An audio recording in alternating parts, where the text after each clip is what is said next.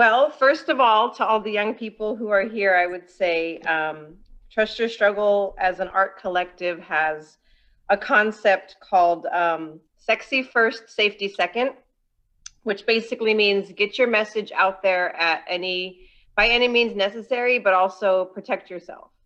So I would say don't risk your life unless you're putting your life on the line for something that means everything to you. So I can show some examples of times that I have put my life on the line for art, or times that I've been safe. In the picture that's being shown right now, they're showing a picture of a boom lift. A boom lift is a device that's like a big crane that you can use to get up really high. This mural that I was painting was, I think, 45 feet tall and about 400 feet long. So in total, it was yeah, hey, there you go. So you see the lines on the bottom, those are parking spaces. So imagine how big the cars are right there. So when you look at this piece, I had to get up to the top to put all those stencils across the top, and that was pretty high up in the air. For that, I was safe because I was on the boom lift. So this was a permitted mural that we had permission to do, and it was through a project called Water Rights, and we curated 14 different murals, all using graffiti style and graffiti artists' artwork to talk about water issues. So for this example, I felt like this mural was so important that it was worth me going 45 feet up in the air. So if I was standing next to this mural, my height would be about to the bottom. See where the waves are? If I stood next to it, I'm about 5'7", and I would be right to where those waves are at the bottom. So I would say, yeah, you're right. Where there's a will, there's a way. And I would say that definitely through graffiti art, I've learned the concept of get your message out there and get your message up as big as possible. And so I would say, so we found a lot of success in getting, as big as possible. So for this example of this mural, we've had people do graffiti on top of this mural as well, and we've left it because it's all across the bottom. So then they can't, nobody can get high enough to actually get the image. So yes, this is right in downtown Oakland. It's still running. And I think what we were doing here was trying to portray everyday people of color as heroes, as superheroes, as people doing something for the planet, as a local form of a hero. So both of these characters who we painted are Oakland locals who work in the community and use culture as a weapon and teach young people and use hip hop and gardening to express themselves. So we portrayed them larger than life. This was a project through the Estria Foundation. This is also an example of getting up as high as possible. This is a banner that we painted that is 75 feet long by 35 feet tall. And we climbed up on top of this crane above the White House right after number 45 was put into office. And so this was like an unwelcome mat on his first week of office. Dope. So this is an example of kind of what we were talking about earlier of like sometimes things are legal and sometimes things are not legal. This was not permitted. We didn't have permission to get on the crane. We did go to jail for doing this. So I would say one thing I would say about this is that we were very safe in that we were very well trained and also connected. We had safety harnesses on and we're connected to a safety line. So had I fallen, that's me right up on the top of the crane. You can see the little character. So that's me up on top of the crane, and people were actually hanging from the bottom of the banner to hold it taut so that it would be not blowing in the breeze. So you can see there's a little person dangling from the bottom. There were 3 people dangling from the bottom to hold the banner straight or hold it, steady for, I think we were up there for about 18 hours. And then when we came down, we got arrested.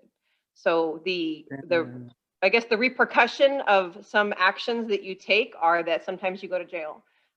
So I would say, first of all, get your message out there. Second of all, be safe.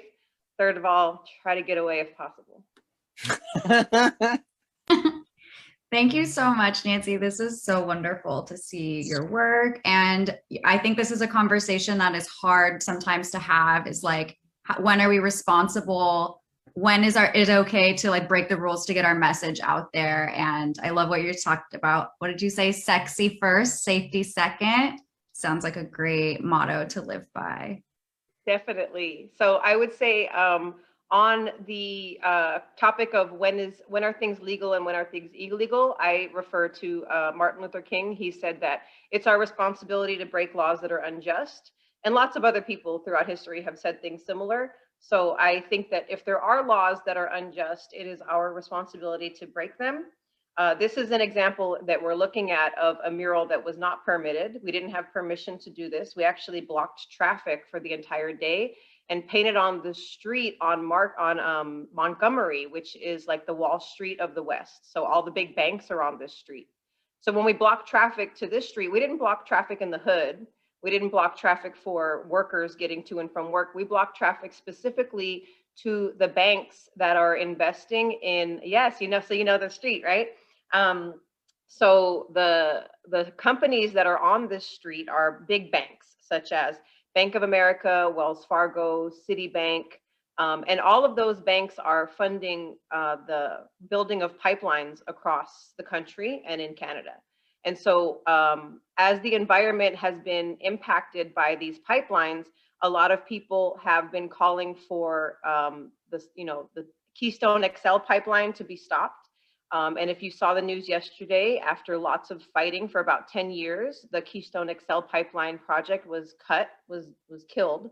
So there will not be a Keystone XL pipeline. So what we painted in this picture is a black snake with multiple wounds because it's being cut in many places.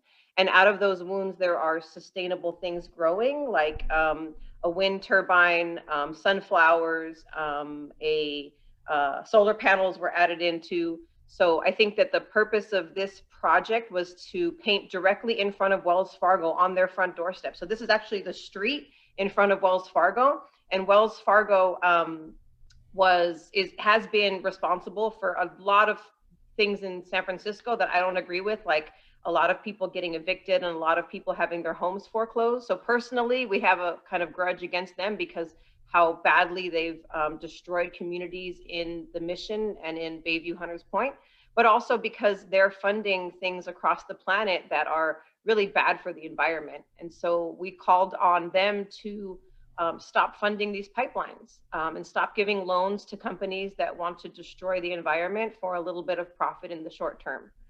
So this shut down traffic for the entire day, just so that we could paint the street. We shut down traffic. We had protesters shutting down traffic. This was not permitted. But we shut down the streets so that artists could paint in the middle of the roads in front of those banks. And there were about, I think, 13 different murals that were created. And one thing is that this paint is non-toxic, and this paint is actually made out of clay. So we went to the Sierra Nevadas and got clay, the same way that if you have a ceramics class and you throw clay on the wheel and you play with the clay and make stuff, this is the same content. So we didn't use spray paint for this. We didn't have a bunch of cans left over or a bunch of caps left over after this project. We actually used clay and pigment to create this work. So it was like painting on the cement with dirt, with land, with the environment, like using the earth to paint on her own behalf. So at the end of the day, when this was over and they pressure washed it, it was just dirt that went down the drain. So I think that that's one of the things that we've become more aware of, that the impact of our work, as I started off painting, spray painting murals and doing art about trying to educate folks around water and the conditions of the environment, I became very much aware of how our impact as artists is heavy on the environment, because we're taught to use oil paints, or we're taught to use other, screen print inks or other things that are kind of toxic for us as individuals and also for the planet. So I've tried to invest more time into projects like this, where we are using things that don't harm us or harm the planet, but still get our message out. Yeah, the pigments are non-toxic. So the pigments are tempera, and so it's either a powder or a liquid, but trying to reduce our amount of the plastic containers that paint comes in, or other things that are going to get thrown away at the end of the action, so that at the end of the action, even though we had 4,000, 5,000 people painting, we got to wash the brushes and reuse them. And there wasn't like hella buckets left over or hella cans left over, because we used 5-gallon reusable buckets to make the paint. This project was not permanent. No, this project was temporary. It was, this is part of how we didn't go to jail. So like I said, get away, you know? So the reason why we didn't get arrested for this action was because it was not considered vandalism because it was not permanent. So it was washed off. It was not permanent. And that is why we didn't catch a case. All right, So thank you. sexy first, safety second, get away if you can. Got it?